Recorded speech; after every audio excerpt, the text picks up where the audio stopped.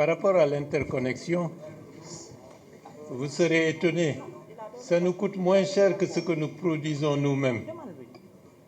Donc c'est pour vous dire qu'il y a beaucoup d'efforts de gouvernance à faire dans notre pays concernant le secteur de l'électricité. Ça, c'est le premier point. La déclaration des biens. Mais dans le fond, je suis très bien en phase avec ce que vous dites, les déclarations des biens. Je vais m'organiser pour le faire.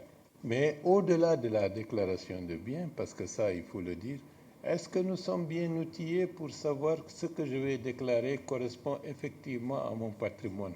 Est-ce qu'il y a une inscription de tous les biens des citoyens? Et c'est la raison pour laquelle je parle du RAVEC, le numéro d'identification nationale, qui permettra que tous vos biens immatriculés, vos comptes bancaires soient rattachés à votre numéro d'identification. Donc, si je fais une fausse déclaration, comme ailleurs, on me dira, Monsieur le Premier ministre, votre déclaration ne correspond pas à votre patrimoine réel. C'est pour dire que ce qui est en train d'être fait aujourd'hui dans ce pays va changer fondamentalement la Guinée. Bien, les incendies. Il y a des problèmes, des fois ce sont des problèmes de maintenance, de manque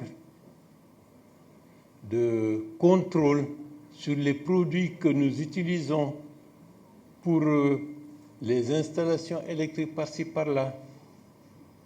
Lorsqu'on a laissé libre cours à chacun d'entre nous de manipuler, de toucher les transformateurs, les installations électriques dans les maisons, il va de soi que parfois le travail est bâclé et dès qu'il y a un court-circuit, il y a des dangers.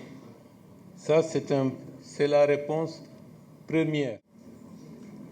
Depuis quelques jours, je dois rencontrer le ministre de l'Administration du territoire autour de cette question.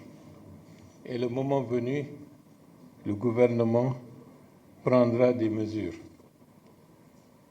Mais c'est très important de le souligner, la République de Guinée appartient à tous les Guinéens. Et c'est très important.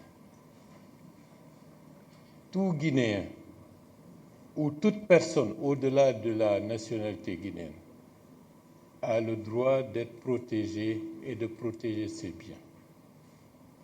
Et que personne ne peut se substituer à la loi pour se faire justice ou pour considérer qu'il est dans un no man's land qui lui permet d'agir à sa guise. La République, elle est une et indivisible. Le processus du retour à l'ordre constitutionnel est engagé, donc continuons à travailler dans ce sens. Faisons en sorte que tous les Guinéens, quelle que soit leur sensibilité politique, soient convergents pour mener ça dans d'excellentes conditions. Et après la transition, des élections vont couronner le processus et les Guinéens vont élire les hommes et les femmes qui vont les gouverner dans le cadre de la Constitution de la République de Guinée. Je vous remercie.